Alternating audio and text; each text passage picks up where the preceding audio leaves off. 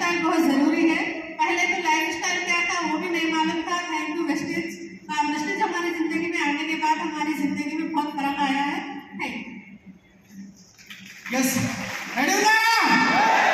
So నిజంగా ఈరోజు great మన వెస్టీజ్ మేనేజ్మెంట్ అందరికి ఒక్కసారి మన ఇక్కడ దీపక్ సార్కి మన అందరూ మన సికింద్రాబాద్ ఉన్న శ్రీకాంత్ సార్ ఇంకా అర్జున్ సార్ మొత్తం స్టాఫ్ ఒకసారి గట్టిగా క్లాస్ ఇద్దాం. సో మన గురించి రాత్రిలో కష్టపడుతుంటాం. సో ఈ బిజినెస్లో నేను రావడానికి ముందు ఒక క్యాబ్ డ్రైవర్గా పనిచేసేవాడిని ఇదే శంషాబాద్ ఎయిర్పోర్ట్లో. కానీ ఈరోజు ఈ క్యాబ్ డ్రైవర్ని ఒక విఎంసీఎం మెంబర్గా చేంజ్ చేసిన మా గ్రేట్ అప్లయన్స్ ఇక్కడ ఉన్నారు ఆల్రెడీ. సో కొందరు బిజీ ఉండడం వల్ల రాలేకపోయారు. ఈ ఆపర్చునిటీ నాకు ఇచ్చిన మా గ్రేట్ అప్లైన్ అరుణా కుమారి మేడం వాళ్ళ దగ్గర ఒకప్పుడు నేను డ్రైవర్గా పనిచేసేవాడిని. ఈ అవకాశం తీసుకున్న తర్వాత ఈరోజు మా లైఫ్ చేంజ్ అయింది. తర్వాత మా great upline Kulkarni sir, Charan sir, Inderbir sir, Rajanna sir, Prasad sir, మా గ్రేట్ ఎస్పీ భారీన్ సార్ వీళ్ళందరికీ నేను పాదాభివందనం చేస్తున్నా. ఎందుకంటే ఒక బొగ్గు లాంటి వ్యక్తిని తెచ్చి ఇలా రత్నంగా తయారు చేసి ఇక్కడ స్టేజ్ మీద నిలబెట్టారు. సో క్యాబ్ డ్రైవర్గా పనిచేసి ఆ తర్వాత 4 సంవత్సరాలు ఇదే శంషాబాద్ ఎయిర్పోర్ట్లో ఎంతో కస్టమర్లతో తిట్లు తింటుకుంటా, దెబ్బలు తింటుకుంటా, రోడ్ల మీద మా బతకుండాలంటే నిజంగా ఆ కుక్క బతకని నయం. ఒకసారి ఏదో ఇక్కడ అడుగుతుంటే తింటే టైంకి దొరికితే తింటుంది, కానీ మాది అట్లుండదు.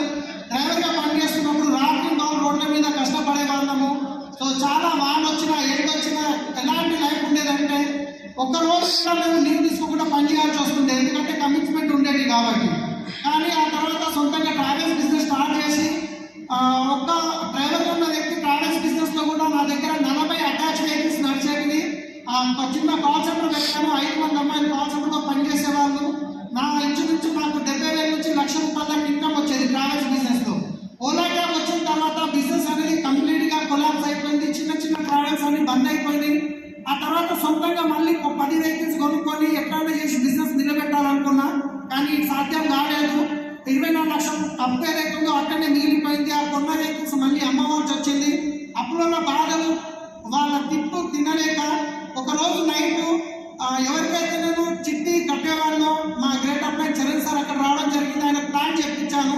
అంతకుముందు నేను చిట్టి డబ్బులు టైంకి కడితే అందరిలో 2 చిట్టులు ఉండే 25 లక్షలు. టైంకి పైసలు కట్టినప్పుడు పోగైనా కూర్చేసి సలీం భాయ్ అనేటోడు 2 ఏళ్ళు చిట్టి డబ్బులు లేట్ కట్టేసరికి క్యావరే అని చెప్పి తిట్టాడు.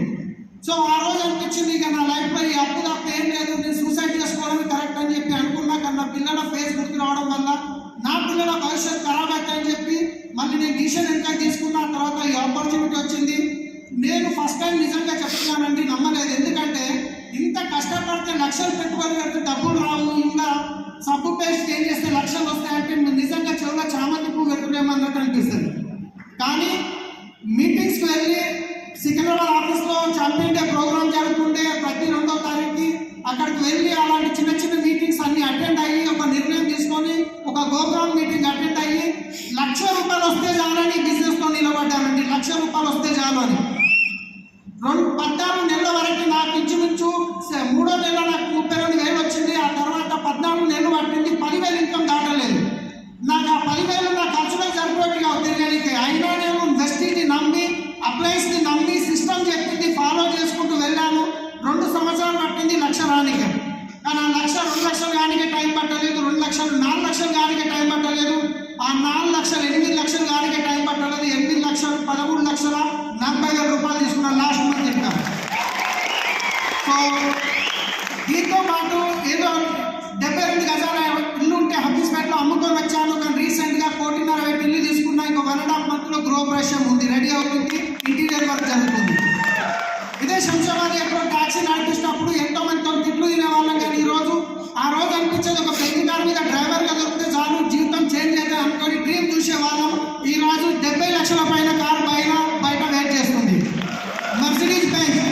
నిజంగా పెళ్లిలో పోతుంటే గలీలో చూడని తిరిగి చూస్తున్నాడు. ఎందుకంటే వాళ్ళు ఏం కన్ఫ్యూజ్ అవుతారో తెలియదు, డ్రైవర్ ఉన్నారని చెప్పేసి. రైట్. సో ఇల్లు తీసుకున్నాం, బంగారం తీసుకున్నాము, 24 లక్షల అప్పు 59 లక్షలు అయింది. మొత్తం పే చేసినాం. ఫారెన్ ట్రిప్స్ వెళ్ళాం, మన లగ్జరీ మన స్విట్జర్లాండ్ వెళ్ళాం. సో లైఫ్ అనేది కంప్లీట్గా చేంజ్ అయింది ఒక్క నిర్ణయం తీసుకోవడం వల్ల. లాస్ట్ ఒక మాట చెప్పి క్లోజ్ చేస్తున్నా, ఒక్క నిమిషంలో జీవితం ఎప్పుడు మారదు, కానీ ఆ ఒక్క నిమిషంలో తీసుకునే నిర్ణయం వల్ల